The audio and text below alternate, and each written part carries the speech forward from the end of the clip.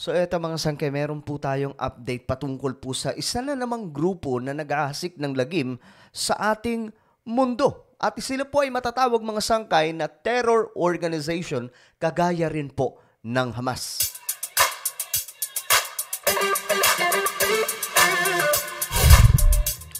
Hello, what's up mga sangkay? Kamusta po kayong lahat?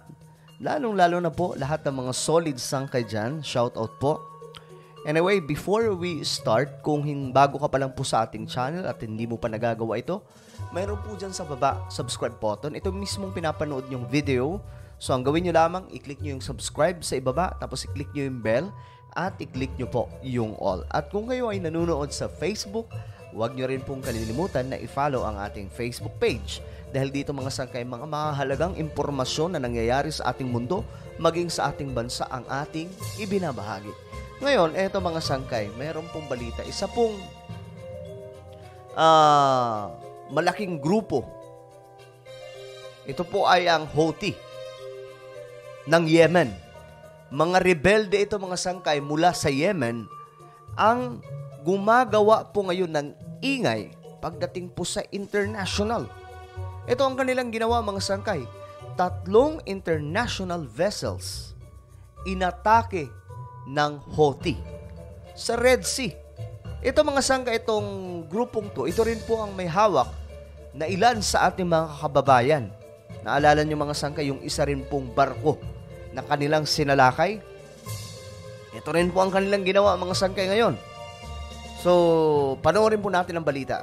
3 barko sa Red Sea ang inatake ng grupong Houthi. 3 barko yan. Pero sinalagyan ng Amerika at pinasabog ang mga drone missile. Ayun lang. Nadali pala. Narito ang report. Umatake na naman ang grupong Houthi sa Red Sea. Sa report ng US Central Command, 4 na pag-atake sa 3 international vessels ang ginawa ng grupong kaalyado ng Hamas.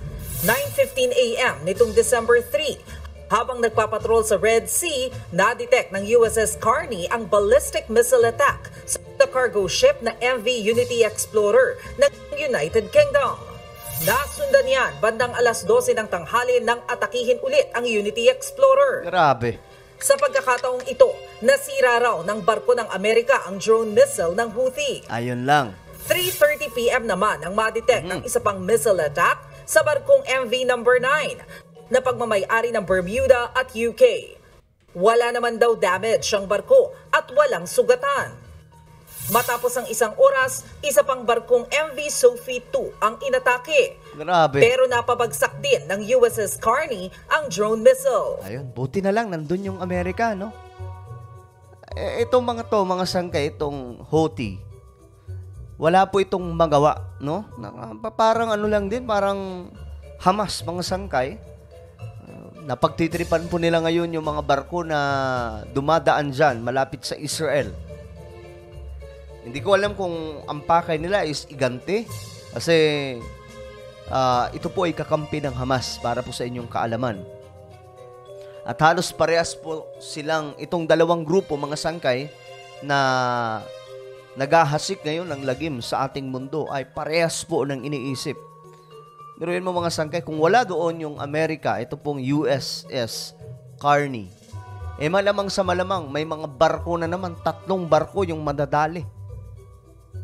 So, sa tingin ko, ang kailangan gawin dito, no?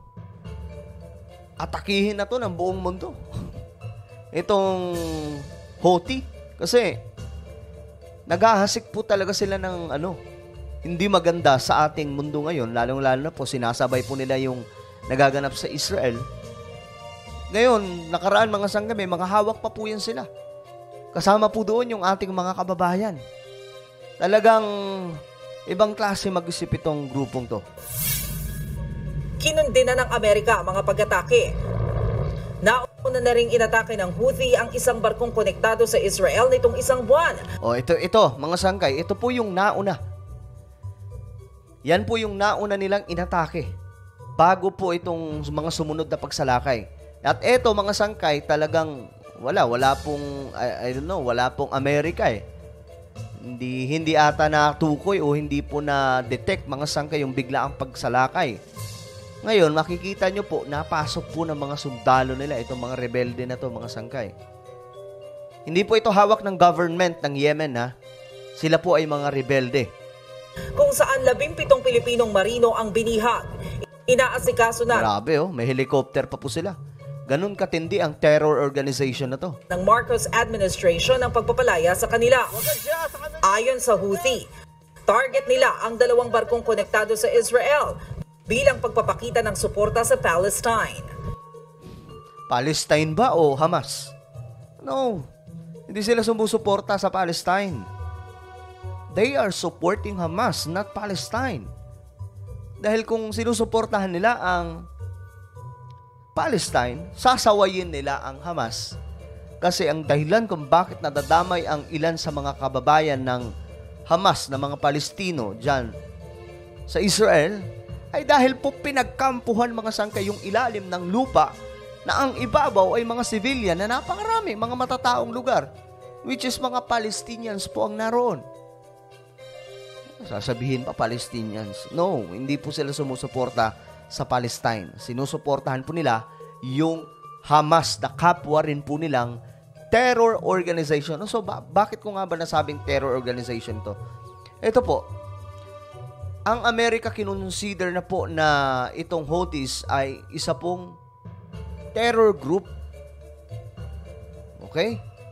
Ayan, mga sangkay. Ngayon, binasa ko itong isa sa mga balita noong 2022 pa. Ito, Yemen's National Defense Council labels Houthis as terror group. Maging yung kanilang gobyerno, mga sangkay, doon sa Yemen, dineklara na po na itong grupong to ay terror organization. At ngayon, mga sangkay, gumagawa po sila ng mga kung anong kalokohan at sinasabayan po nila itong problema ng Israel at Hamas. At narinig naman po natin, mga sangkay, na itong dahilan kung bakit nila ginagawa ang mga pag-atake sa mga barko dyan sa malapit po sa Israel ay dahil po sa nakikita nila na itong mga barko na to ay mga kaalyado ng Israel. Ang bihira.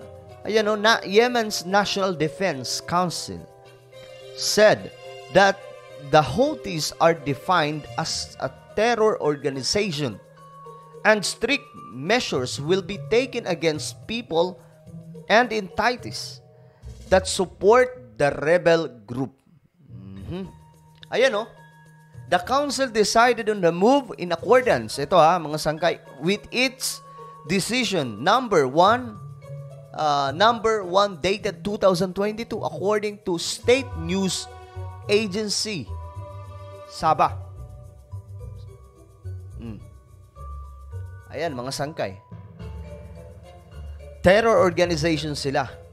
Dapat ideklara na rin po ito sa buong mundo. Ang dapat nga gawin dito, atakihin na kung kailangan atakihin, mga sangkay, kasi dumarami po yung kanilang mga nabibiktima Nag-warning daw ang Yemeni Armed Forces pero dinedma ng mga barko kaya nila inatake.